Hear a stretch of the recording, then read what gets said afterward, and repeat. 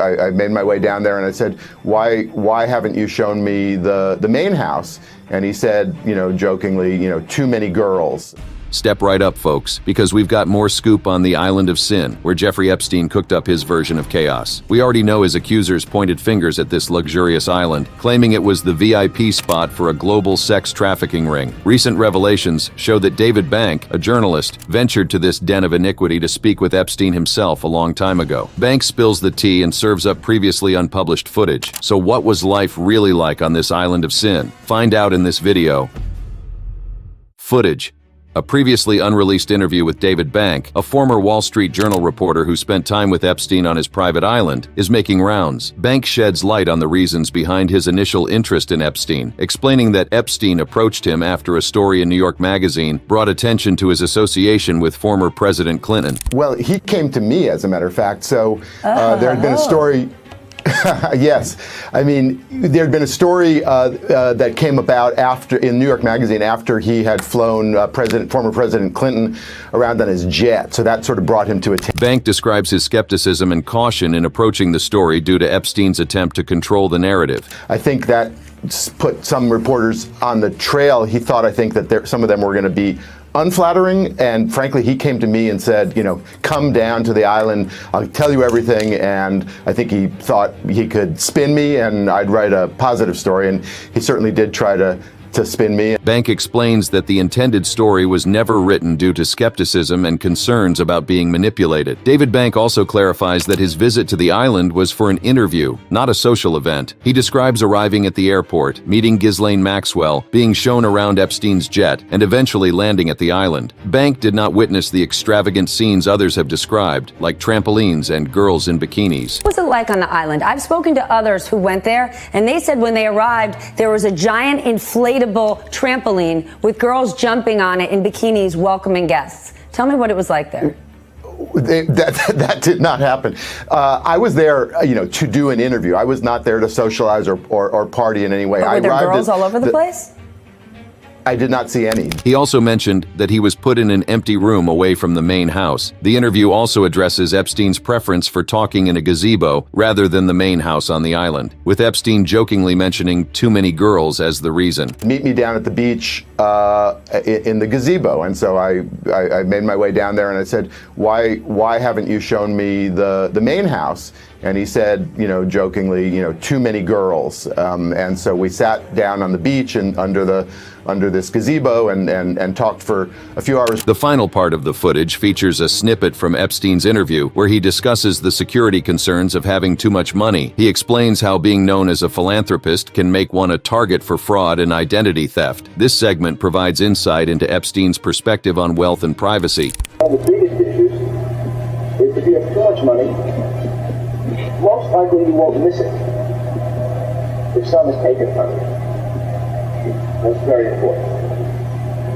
Which is, in fact, the security concerns, and this is the reason I've always been private, and wisely so. However, viewers are quick to point out the oddities in David Bank's story. First off, he lands in an apparently empty room. Someone said, so this guy went to the island supposedly to interview Epstein and make sure to note that the room he was landed in was empty. The empty room raises eyebrows. Was it a deliberate choice, or is there more to this tale than meets the eye? Adding to the intrigue is the quality of the audio shared by the journalist. Another comment notes, and brings with him a piece of audio that sounds like it was recorded underwater. So bad. If he was an interviewer, certainly he would have had better equipment. The questionable audio quality raises doubts about the professionalism of someone claiming to be a seasoned journalist. Perhaps the most significant red flag is pointed out by another viewer. Why did you go to his island, go through all this effort, and not publish the story? It doesn't make sense to me. He's hiding something. This person is not buying into the journalist's narrative, questioning the motives behind the island visit and the subsequent silence. Trust is paramount in journalism, and this situation raises trust issues. The journalist David Bank may need to address these concerns transparently to maintain credibility. Let's look at the history and acquisition of his infamous piece of paradise. Little St. James is a small island fringed by coral reefs. It is nestled in the bright blue waters of the U.S. Virgin Islands. It lies just off the southeastern tip of St. Thomas, one of the Caribbean archipelago's 3 main islands. But before Epstein's arrival, the island had a much different story to tell. The U.S. Virgin Islands, including St. Thomas, were purchased from Denmark by the U.S. government during the height of the First World War. The strategic acquisition aimed to prevent the islands from being used as a German submarine base. Over the years, the U.S. Virgin Islands have become known as a tax haven, with significant discounts on corporation tax and personal income tax attracting many financial experts and companies. It was in this tax haven that Epstein chose to base his shell companies. In a small unmarked office located in a seaside strip mall on St. Thomas, Epstein conducted his business alongside a Sam's Mini Mart and a salon called Happy Nails. From this unassuming location, Epstein orchestrated his web of financial dealings, which would eventually lead him to Little St. James. In 1998, Epstein made a move that would forever change the fate of Little St. James. He purchased the island from venture capitalist Arch Cummon, using a shell company to mask his true identity. The reported price for the island was just under $8 million,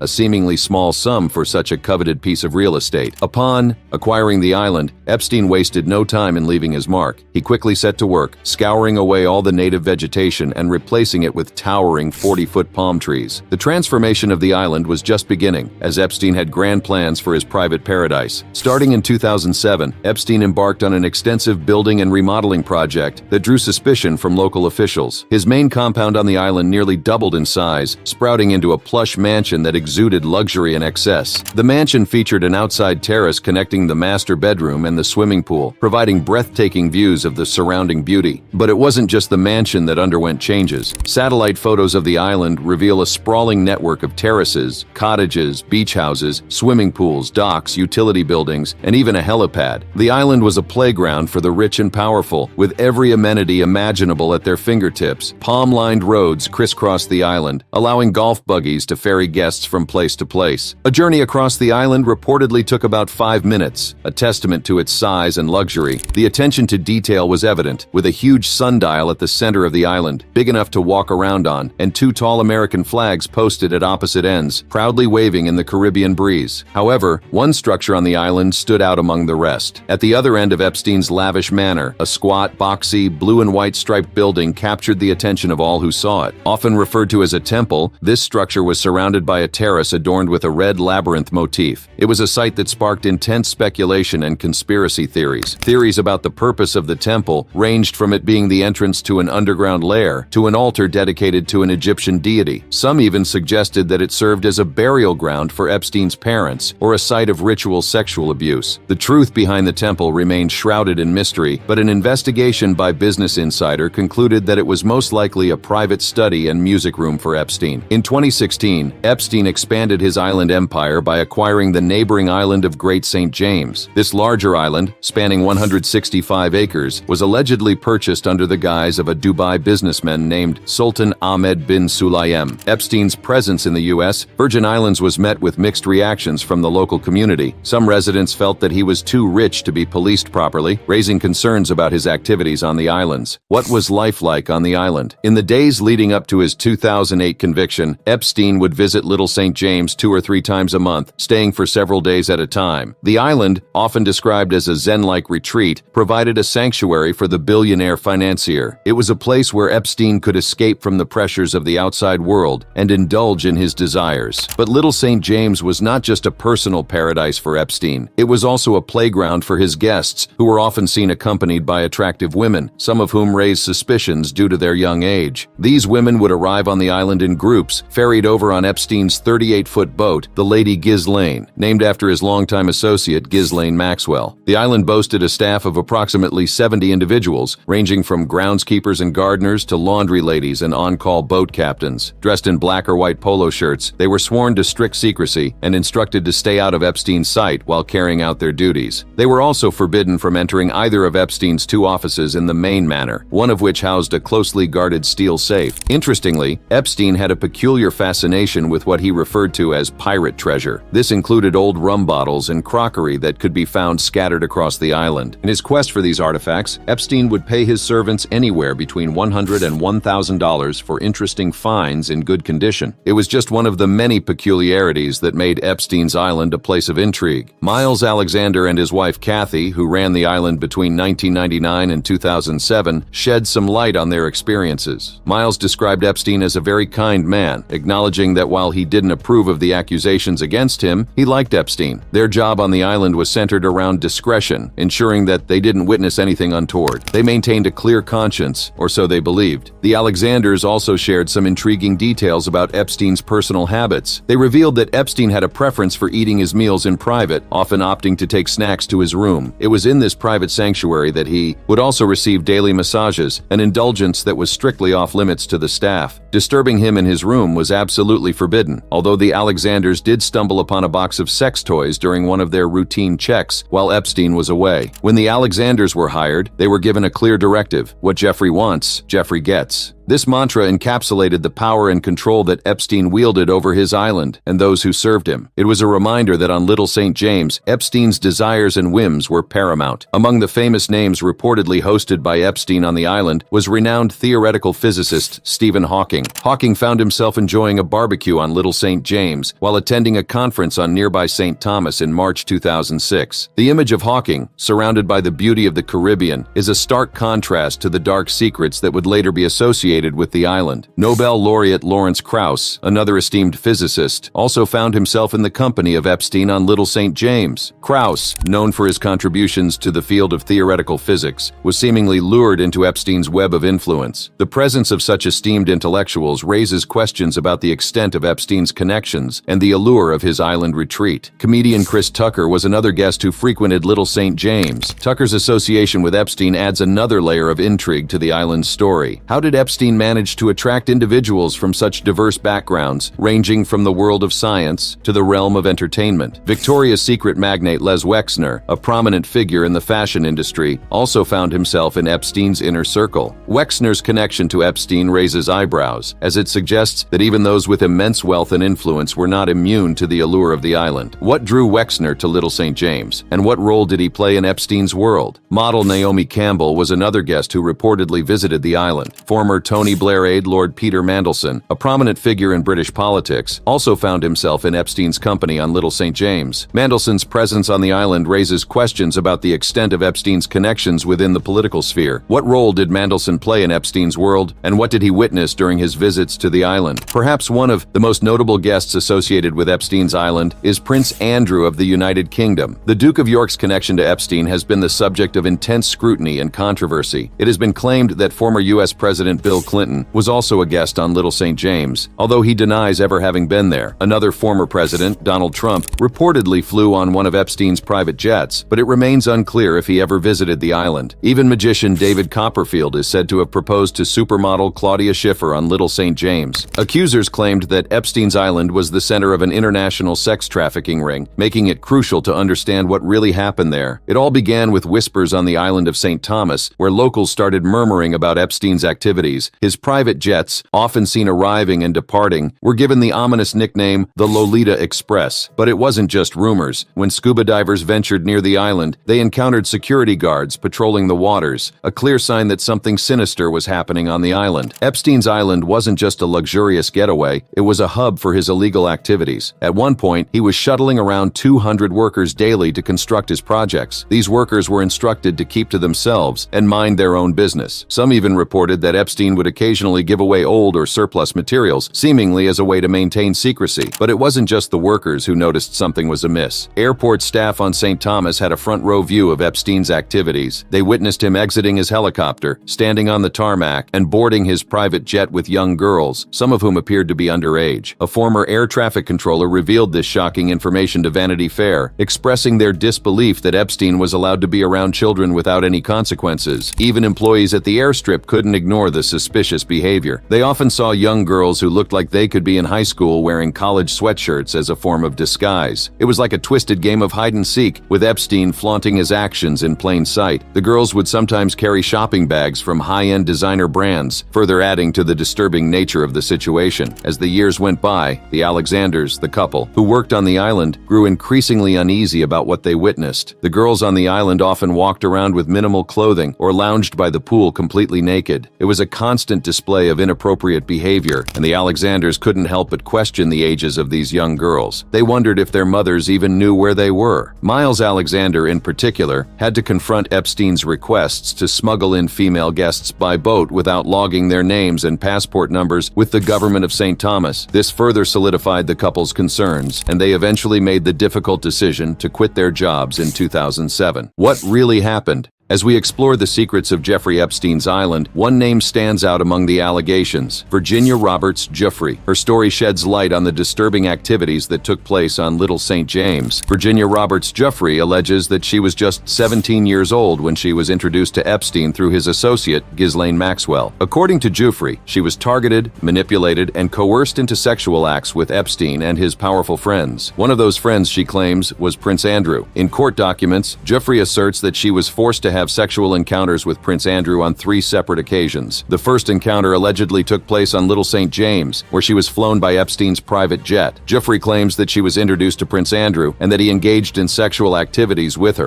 These allegations have been vehemently denied by Prince Andrew, who has stated that he has no recollection of ever meeting Giuffre. However, Giuffre's claims gained significant attention and became a focal point of the investigations into Epstein's island. The legal battle between Prince Andrew and Giuffre reached a turning point when they settled the lawsuit against him. The details of the settlement remain confidential, but it marked the end of a protracted legal case in New York court. While Prince Andrew maintains his innocence, the allegations made by Giuffre have cast a shadow over his reputation and raised questions about his association with Epstein. The scandal has had far-reaching implications, not only for the royal family, but also for the broader investigation into Epstein's island. According to the Virgin Islands Attorney General's office, the Epstein enterprise transported underage girls and young women to the Virgin Islands between 2001 and 2019. These victims were then taken to Little St. James via helicopter or private vessel, where they were subjected to sexual servitude, forced to engage in sexual acts, and coerced into commercial sexual activity and forced labor. The Attorney General's office alleges that Epstein formed an association with multiple defendants and others, including companies and individuals who were willing to participate in, facilitate, and conceal his criminal activity. These individuals and entities were enticed by the financial and other benefits Epstein bestowed upon them, including sexual services and forced labor from the victims. Little St. James served as a central hub in a worldwide web of private flights that transported sex trafficking victims to various locations, from London to Paris, Tangier to Grenada, St. Louis to Palm Beach, and even Atlantic City. The scope of Epstein's operation was truly shocking. It is difficult to comprehend the depths of depravity that occurred within these walls. The complaint filed by the Attorney General's office describes Little St. James not only as a location for these heinous crimes, but also as a prison for the victims. Epstein maintained complete control over communication with the outside world, making it nearly impossible for anyone to escape. One victim, a 15-year-old, attempted to swim away from the island in a desperate bid for freedom. However, Epstein organized a search party, recaptured her, and confiscated her passport. It is crucial to understand the power dynamics at play on Little St. James. Epstein's ownership of the entire island gave him unparalleled control over the victims and the ability to evade law enforcement. As Attorney General Denise George stated, "Remember, he owns a whole island, so it wasn't a situation where a child or a young woman would be able to just break away and run down the street to the nearest police station." The complaint further reveals that Epstein kept a computerized list of underage girls in or near the Virgin Islands who could be brought to the island. This chilling detail highlights the calculated nature of his operation and the lengths he went to in order to continue his criminal activities. The investigation into Epstein's island faced unique challenges. As a sex offender with his own private islands and the resources to fly victims in and out on private planes and helicopters, monitoring his activities proved difficult. Epstein refused officers entry to Little St. James, claiming it was his front door. He insisted on meeting them in his office on St. Thomas, further complicating the investigation. Additionally, both Little St. James and Great St. James are protected areas due to their coral reefs and wildlife. Local planning officials suspected Epstein of exceeding his building permits, and he was fined thousands of dollars for breaking environmental rules. However, these penalties were insignificant compared to Epstein's vast wealth, allowing him to continue his criminal enterprise with little consequence. The purchase of Great St. James, according to the complaint, was merely a ruse to hide the activities happening on Little St. James. The Epstein enterprise spent over $20 million to ensure that Great St. James would not become a base from which others could view their activities or visitors. It was yet another layer of deception in Epstein's web of secrecy. Let's explore the complicity of financial institutions, including J.P. Morgan Chase, in enabling Epstein's trafficking operation. In December 2022, the U.S. Virgin Islands filed a lawsuit in a federal court in New York against J.P. Morgan Chase, accusing the Wall Street Bank of being complicit in helping Epstein traffic vulnerable women and girls into sexual servitude on his secluded islands. The lawsuit alleges that J.P. Morgan Chase helped pull the levers through which Epstein paid his network of enablers and victims. Shockingly, Epstein was able to withdraw as much as $750,000 a year in cash from J.P. Morgan accounts, even after the bank had flagged him as a child sex offender. Attorneys for the U.S. Virgin Islands territory claimed that J.P. Morgan Chase had knowledge of Epstein's criminal activities but failed to take appropriate action. They argued that the bank turned a blind eye to the red flags and continued to facilitate Epstein's financial transactions. J.P. Morgan Chase, however, vehemently rejected these allegations and attempted to shift blame onto high-ranking U.S. Virgin Islands officials. The bank's lawyers claimed that the U.S. Virgin Islands shielded Epstein from accountability while reaping the benefits of his wealth. In early 2023, the U.S. Virgin Islands began issuing subpoenas for the bank's top executives and other powerful figures who were dragged into the case. Among them were J.P. Morgan Chase, CEO Jamie Dimon, and Google's co-founders Larry Page and Sergey Brin. Jamie Dimon was questioned under oath by U.S. Virgin Islands attorneys. He claimed that he had no recollection of ever hearing about Epstein or his sexual misconduct until after his arrest in 2019. Dimon stated that he first became aware of Epstein when the story blew wide open. However, during the deposition, Dimon was confronted with an email from Epstein's former assistant suggesting that they were scheduled to meet as far back as 2010. Dimon emphatically denied ever having an appointment, meeting, or even knowing Jeff Epstein. Just weeks before the case was due to go to trial, J.P. Morgan Chase announced a settlement with the U.S. Virgin Islands for $75 million. The bank did not admit fault in the settlement, but agreed to pay $55 million to Virgin Island charities and anti-trafficking organizations, with an additional $20 million to cover the territory's legal expenses. Following Epstein's death, the fate of his two islands, Little St. James and Great St. James, hung in the balance. The government of the U.S. Virgin Islands sought control of Epstein's assets, leaving the future of the islands uncertain. However, the billionaire's executor fought against this request, arguing that the assets should be used to establish a relief fund for sexual assault victims. In a heated legal battle, Epstein's executor accused the government of mismanaging the estate. They claimed that funds were being allocated for lawyers, landscaping, and helicopter fees, while neglecting the brave women who had come forward to participate in the compensation fund. The battle for control of the islands intensified, with both sides fiercely defending their positions. But in November 2022, a breakthrough occurred. The U.S. Virgin Islands settled with the Epstein estate, marking a turning point in the saga. The estate agreed to pay the government a staggering $105 million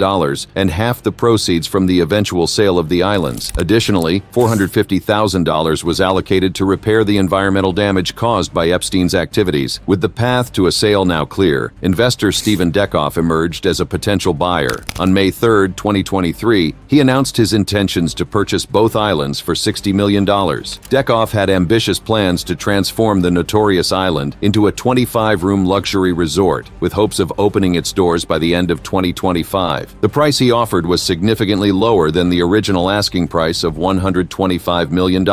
In the meantime, Little St. James has become a magnet for morbid tourists, urban explorers, and social media influencers. People are drawn to the island's dark history and attempt to access it, capturing their experiences on camera. The island has become a hot topic of discussion, with travelers frequently inquiring about it and local boat operators incorporating it into their tours. However, not everyone welcomes this newfound attention. Vernon Morgan, a taxi driver on St. Thomas, expressed his desire for people to leave the island alone. He believes that the association with Epstein has brought notoriety to the Virgin Islands and hopes for a different perception of the region. If you enjoyed this video, click on the card showing on your screen right now for more videos.